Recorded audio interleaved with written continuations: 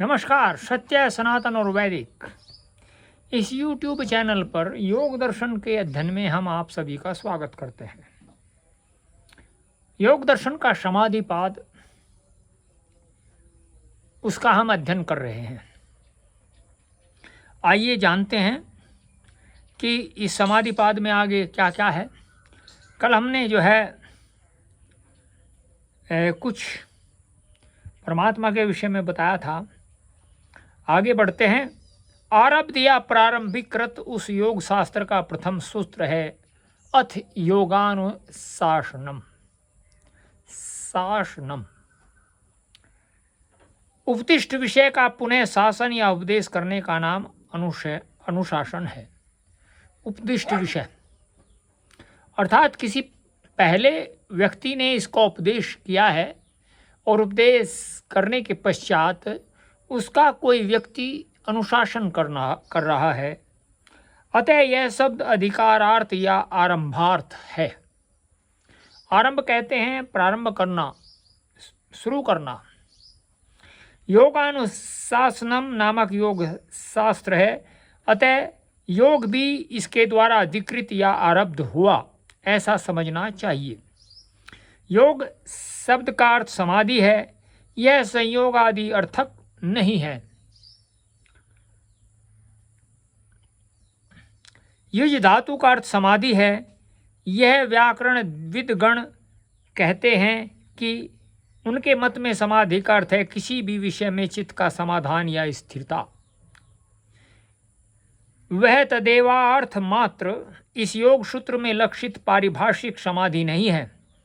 व्याकरणविद गणों के मत में सम्यक आधान या स्थिरता मात्र ही चित्त का समाधान है। ऐसे अर्थों से युक्त युज धातु के द्वारा यह योग शब्द निष्पन्न हुआ है। वह योग या चित्त समाधान सार्वभौम है। अर्थात आगे कहे गए क्षिप्तादि सर्वचित्त भूमि में ही संभव है ऐसा चित्त धर्म।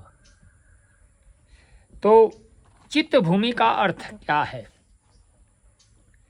चित्त की सहज या स्वाभाविक के समान अवस्था,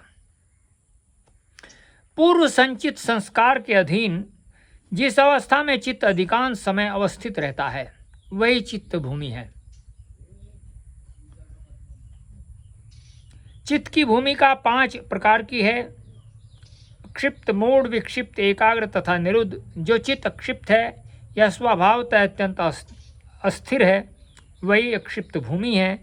मूढ़ आदि चित्त भूमियाँ भी तद्रूप है, उसी के समान है। अर्थात जो चित्त बाह्य विषयों में स्वभावतः अत्यंत मुग्ध है वह मूढ़ भूमि है इत्यादि। उनमें जब संस्कार प्रत्यय धर्मक चित्त तत्विषयक ध्यान करने की चेष्टा वर्जित होकर सर्वथा अस्थिर हो विचरण करता है, उस समय उसका चित्त अक्षिप्त भूमिक है। तादृश एवं प्रबल राग आदि मोह के वशीभूत चित्त की जो मुग्ध अवस्था है वह मूढ़ भूमि है। अक्षिप्त से विशिष्ट या सामान्य उत्कृष्ट युक्त चित्त विक्षिप्त भूमि है। अब आप जान सकते हैं इसमें कभी कभी चित्त की स्थिरता, चित्त की स्थिर रखने के लिए प्रयास तथा तत्व विषयक ज्ञान में चित्त का समाधान भी देखने में आता है। तत्व विषयक, तत्व के विषय को जानना।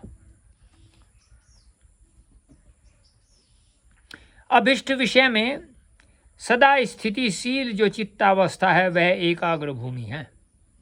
अर्थात जो अवस्था परिवर्तित नहीं होती।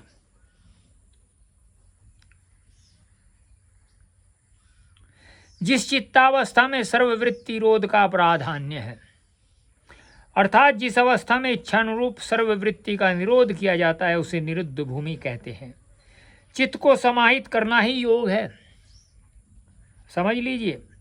वह सर्व भूमियों में संभव है, इसलिए उक्त 5 भूमियों में योग हो सकता है। उनमें प्रबल लोभ या मोहवश कदाचित चित्त अक्षिप्ति तथा मूढ़ भूमि में थोड़े समय के लिए चित्त स्थिर हो सकता है।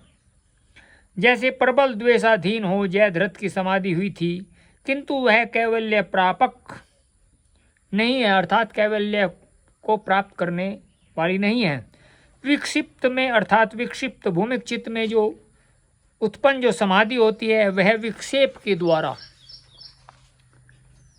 उपसर्जनी भूत या परमार्थ साधन में अप्रधानीभूत है।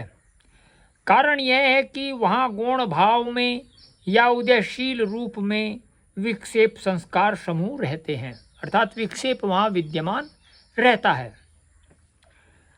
अतः तादृश विक्षिप्त भूमिक चित्त की जो समाधि है वह भी सम्यक योग पक्ष में अर्थात कैवल्य पक्ष में नहीं वर्तती या मुख्यतः कैवल्य संपादित नहीं करती है, क्योंकि विक्षिप्त भूमि में चित्त की जो स्थिरता होती है वह भी सविप्लव या भंगशील है, अर्थात भंग हो जाती है, छिन्न भिन्न हो जाती है, क्योंकि अक्षुप्त भाव में स्थित विक्षेप संस्कार समूह पुनः व्यक्त होंगे। इसलिए तादृश साधक जब पुनः विक्षेप के द्वारा अभिभूत होते हैं तब प्रमाद युक्त तत्वज्ञानहीन साधारण व्यक्तियों के समान आचरण करते हैं। तो आपको ये हमने बताया तो थोड़ा, किंतु इसमें जो शब्द हैं वे अत्यंत ही गूढ़ हैं, कठिन हैं, उनको समझने का प्रयत्न कीजिएगा। हमने भी कुछ बताए हैं आपको,